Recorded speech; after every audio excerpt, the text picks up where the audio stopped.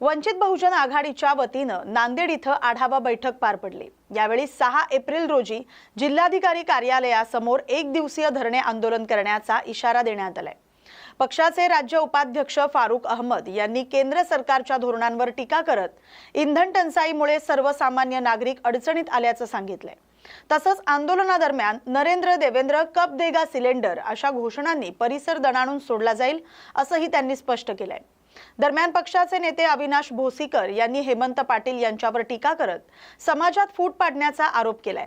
बैठकीला पदाधिकारी आणि कार्यकर्त्यांची मोठ्या संख्येने उपस्थिती होती। आगामी आंदोलन यशस्वी करण्यासाठी एकजुटीने काम करण्याचे आवाहन यावेळी करण्यात आलं।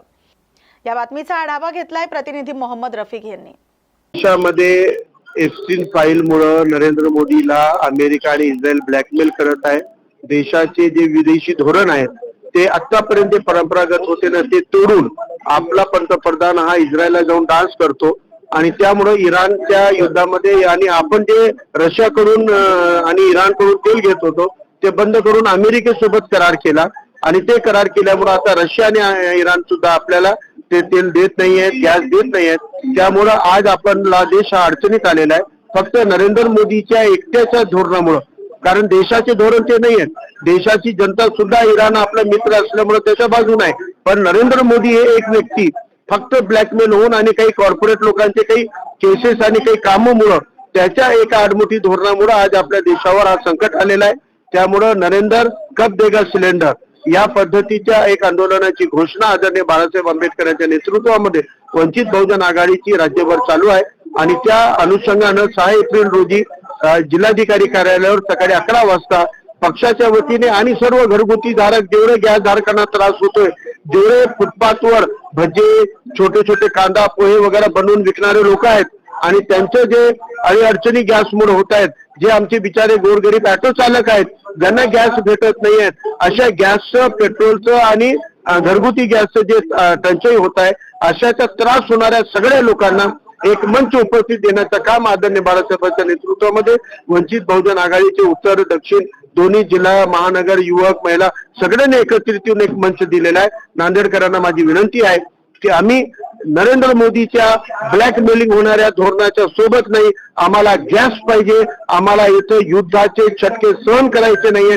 हा मेसेज देण्यासाठी मोठ्या संख्येने जिल्हाधिकारी कार्यालयावर आपण 6 एप्रिलला सकाळी 11 वाजता जमा। तर फारुक अहमद साहेब तर आमचे पक्षाचे नेते आहेत, हे महत्वाचं आहे। मुळामध्ये हेमंत पाटलाला राहिलं नाही काही काम आणि या नांदेड मधल्या उत्तर दक्षिणच्या दोन्ही आमदारांना पण राहिलं नाही काही काम। काही शहराचा विकासाचा पत्ता नाही कुठल्या ह्याच्यामध्ये यांना नाही। अशोक चव्हाण यांना बळजबरी बिनशर्त यांनी पाठिंबा दिलेला आहे, यांना कोणी इथं जिल्ह्यामध्ये विचारायला तयार नाही, म्हणून हिंदू मुस्लिम करण्याचं नाटक त्यांचं सगळं चालू आहे। कुठल्याही जिल्ह्यामध्ये फारुक अहमद यांनी प्रश्न उपस्थित केले, त्याच्यामध्ये काय चूक आहे? जर जिल्ह्यातल्या 200-300 हिंदू मुली जर गायब असतील तर याला जिम्मेदार कोण आहे? इथले सत्ताधारीच लोक आहेत ना। आम्ही बोलतो ना तुझ्याकडे, आमचे पुतळे जाळा तू, म्हणजे फारुक अहमद एक मुस्लिम समाजाचं नेतृत्व आहे म्हणून तुम्ही हिंदू मुस्लिम करायसाठी परत आमच्या नेतृत्वाला टार्गेट करता काय? वंचित बहुजन आघाडीमध्ये सर्व जाती, सर्व पक्ष, सर्व समाजाचे, धर्माचे लोक आहेत आणि एखादा प्रश्न एखाद्या आमच्या सहकार्याने उपस्थित केला असेल तर त्यांच्याकडे हिंदू मुस्लिम अँगलला जर तुम्ही नाटक करत असाल तर वंचित बहुजन आघाडीमध्ये आम्ही सुद्धा आहोत का? आमचे सुद्धा पुतळे जाळा, ते सगळे पुतळे जाळण्याचे नाटक असले ते चिल्लर चाळे केल्याने काही फरक पडत नाही। आम्ही सगळे खंबीरपणे, आम्ही सगळा पक्ष एक आहे, फारुक अहमद यांच्या पाठीशी आहोत। ते जे काही तुम्ही ड्रामा केले त्याचे उत्तर द्या ना तुम्ही अगोदर। काय का मुली गायब आहेत त्याचं उत्तर फारुक अहमदने उपस्थित केलं, त्याचं उत्तर काय देणार तुम्ही? म्हणजे तुम्ही नपुसक आहात, तुम्ही शेंडा आहात। तुमच्या समोर जर 300 मुली जर कोणी इथून अपहरण करत असेल तर काय केलं तुम्ही? सगळ्याच्या आतापर्यंत का नाही, म्हणजे तुम्ही मुगळून गप्पा का होतात आतापर्यंत? तुम्हाला विधानसभेत प्रश्न आतापर्यंत का नाही मांडला तुम्ही? या सगळ्या मुद्द्यावर तुम्ही जनतेला उत्तर द्या आणि आम्ही उद्या या खरंच आम्ही पण चौकशी करणार आहोत किती मुली आहेत आणि आम्ही इथल्या जे काही इंडिया आघाडीतले पक्ष आहेत, या आमदार खासदार या जिल्ह्यामध्ये, यांच्या घरावर आंदोलन करू की आमच्या हिंदू मुली कोण गायब झाल्या त्याचा जिम्मेदार कोण आहेत? स्वतःला हिंदू म्हणून घेणारा गोडछडे काय करतोय? अशोक चव्हाण काय करतोय? बोलारकर काय करतोय? कल्याणकर काय करतोय? हेमंत पाटील तुम्ही काय खोटे खाता? हे सगळे तुम्ही चित्र स्पष्ट करा आणि आम्ही निश्चित हिंदू बांधवांना घेऊन तुमच्या घरावर मोर्चा काढायला येणार आहोत। त्यांच्याकडे पुरावे असतील तर त्यांना पुरावे सादर करा ना, मीडियामध्ये आरोप लावतात। त्यांच्याकडे पुरावे आहेत का? तर द्या ना मग. आम्ही स्वतः चौकशी करणार आहोत. खरंच ज्या पद्धतीने सगळे हे जे काही खरंच असं असेल ना, तर या जे काही गेली 14 वर्ष 15 वर्षापासून या भाजप सेनेचं सरकार आहे आणि या नपुसक सरकार जे हिंदूंच्या मुलींचं संरक्षण करत नाही शकत नाही, आम्ही त्यांच्यावर मोर्चा काढणार आहोत. वंचित बहुजन आघाडीचे नेते श्रद्धेय नेते बाळासाहेब आंबेडकर यांनी 6 एप्रिल रोजी राज्यव्यापी आंदोलन करण्याचं सर्व जिल्हाध्यक्षांना सूचना दिलेल्या आहे. तर 6 एप्रिल रोजी उत्तरचे जिल्हाध्यक्ष राज आटकोरे सर, उत्तरचे महासचिव रवी पंडित, दक्षिणचे जिल्हाध्यक्ष व दक्षिणचे महासचिव दीपक मगर सर, आम्ही सर्वजण मिळून 6 एप्रिल रोजी जिल्हाधिकारी कार्यालयासमोर मोठ्या प्रमाणात आंदोलन करणार आहोत. चुलीवर भाकरी करून कलेक्टर साहेबांना भाकरी आम्ही भेट देणार आहोत व सर्व नांदेड जिल्ह्यातील ज्यांना गॅस विषयी समस्या निर्माण झालेल्या आहे, हॉस्टेल असतील, वडापावच्या दुकानदार असतील किंवा ऑटो चालक असतील, ज्यांना आपलं LPG गॅस भेटत नाही, अशा सर्व लोकांनी उद्याच्या आमच्या आंदोलनामध्ये सहभागी व्हावं असं आम्ही आमच्या जिल्ह्याच्या वतीनं सांगतो. पक्ष संघटना अधिक मजबूत करण्याच्या उद्देशानं संघटन सृजन अभियान अंतर्गत गुजरात इथं झालेल्या अधिवेशनात अनेक महत्त्वाचे निर्णय घेण्यात आले. या अधिवेशनात पक्षाची ताकद तळागाळापर्यंत पोहोचवण्यावर भर देण्यात आलाय. संघटना अधिक बळकट करण्यासाठी गाव पातळीवर कार्यकर्त्यांशी थेट संवाद साधला जाईल. प्रत्येक विधानसभा क्षेत्रात जाऊन चर्चा करून नवीन जिल्हाध्यक्षांची निवड करण्यात येणार आहे. काँग्रेस पक्ष अधिक सक्षम आणि प्रभावी करण्यासाठी सर्व पदाधिकारी आणि कार्यकर्त्यांनी एकत्रपणे काम करण्याचा निर्धार यावेळी व्यक्त करण्यात आला. यावेळी काँग्रेसचे बडे नेते, पदाधिकारी आणि कार्यकर्ते उपस्थित होते. अभियान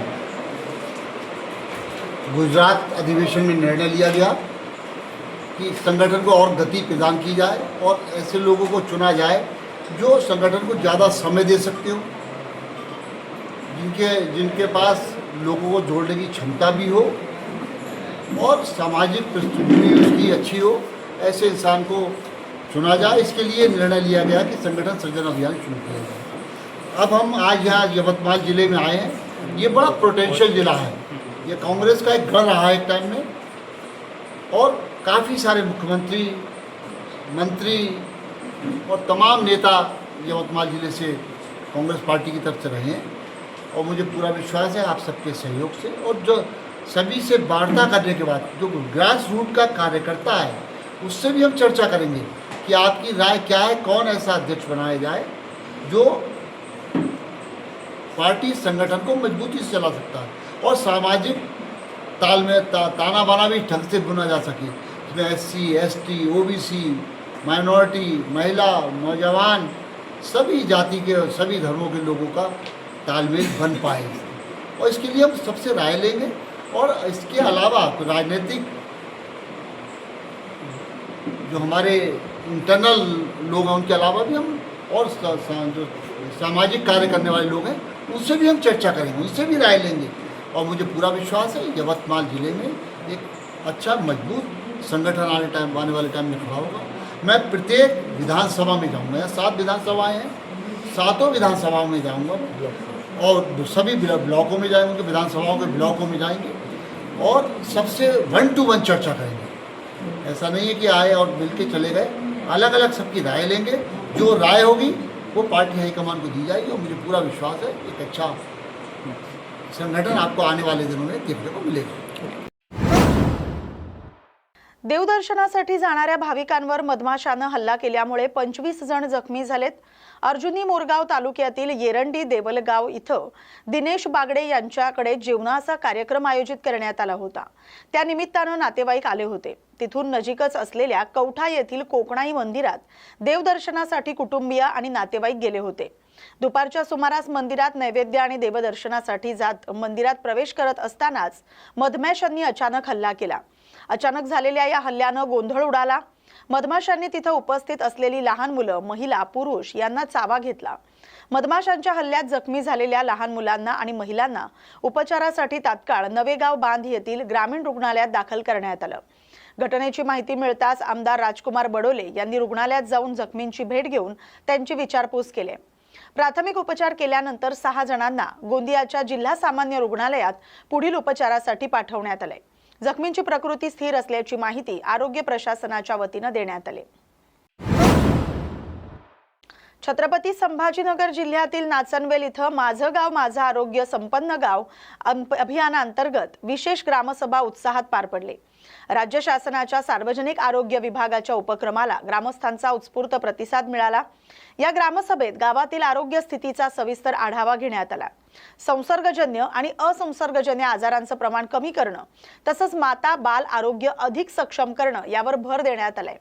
ग्रामपंचायत आरोग्य कर्मचारी, आशा सेविका, अंगणवाडी सेविका तसंच ग्रामीण ग्रामस्थ यांच्या सहभागातून अभियान राबवण्याचा निर्धार करण्यात आला। आरोग्याबाबत जनजागृती वाढवून गावात आरोग्यदायी वातावरण निर्माण करण्यासाठी सर्वांनी एकत्रितपणे काम करण्याचे आवाहन करण्यात आले।